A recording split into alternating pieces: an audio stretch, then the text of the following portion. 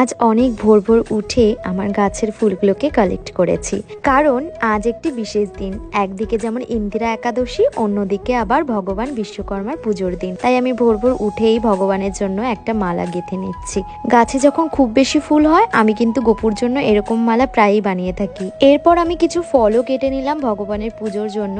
আজ হলো সেই ইন্দিরা একাদশী, যারা এই একাদশী পালন করেন শুনেছি তারা নাকি পিতৃদোষ থেকে মুক্তি পান। তবে আমি বিশেষ কিছু দিনগুলোতে একাদশী পালন করার চেষ্টা করি, কিন্তু সব একাদশী পালন করা পসিবল হয় না কাজের জন্য। তবুও আমি ভগবানের জন্য যতটুকু পারি চেষ্টা করি। আর আজকে দেখো অন্ন খাওয়া যায় না, তাই আমি দুপুরবেলায় যা লাঞ্চ করেছিলাম সেটাই তোমাদের সাথে শেয়ার করে দিচ্ছি। এরকম আদা ফোড়ন দিয়ে আলু, সাবু আর বাদাম দিয়ে একটা ভোগ বানিয়েছিলাম, আর বানিয়েছিলাম সাবুর পায়েস, সেটাও তোমাদেরকে আমি দেখিয়ে দিচ্ছি। সাবুর পায়েসের সাথে আমি কিছু বাদামও সেদ্ধ করেছিলাম, সেটাই কিন্তু আমি খেয়ে নিয়েছিলাম। আর এরকম একাদশী তোমরাও কিন্তু পালন করতে পারো। তোমরা ভালো থেকো, সুস্থ থেকো, টাটা।